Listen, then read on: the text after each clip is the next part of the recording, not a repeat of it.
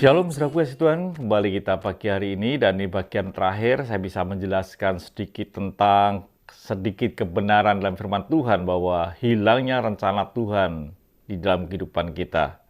Harapan saya bahwa saudara dan saya tidak kehilangan akan rancangan Tuhan, kehendak Tuhan yang sempurna ada dalam kehidupan kami.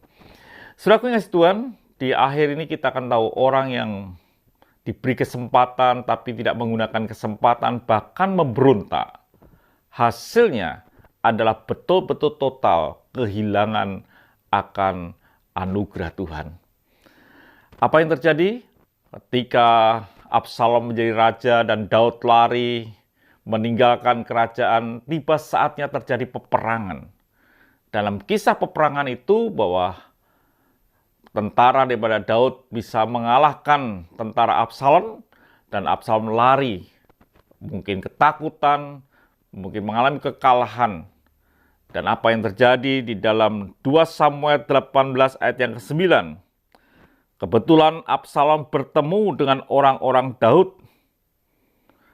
Adapun Absalom menunggangi bagian bagal itu lewat di bawah jalin dahan-dahan pohon terbantin yang besar. Tersangkutlah kepalanya pada pohon terbantin itu, sehingga ia tergantung antara langit dan bumi, sedang bagal yang dikendarainya berlari terus. Yang terjadi adalah dia tergantung antara bumi dan langit, tersangkut akan rambutnya yang panjang di pohon terbantin yang besar, dan akhirnya dia tergantung antara bumi dan langit. Siapa yang pernah tergantung antara bumi dan langit? Seorang yang mengkhianati yang bernama Yudas. Dikatakan Yudas juga mengalami seperti itu, di mana Yudas pun mengkhianati Yesus. Ia pun melemparkan uang perak itu ke dalam bait suci, lalu pergi dari situ dan menggantung diri.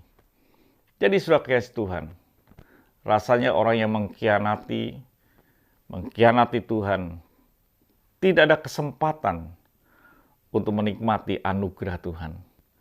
Betul-betul kehilangan anugerah Tuhan. Biar hidup kita ini adalah hidup yang boleh menikmati anugerah. Gunakanlah kesempatan untuk kita ini hidup benar. Buatlah kita memiliki kesempatan untuk kita boleh berjalan dalam rancangan Tuhan. Ketika kita punya kesalahan, bila kesalahan ini membuat kita boleh bertobat, kita boleh datang kepada Tuhan, kita boleh menghampiri tahta Tuhan, minta anugerah Tuhan lagi. Tuhan pasti memberi kesempatan.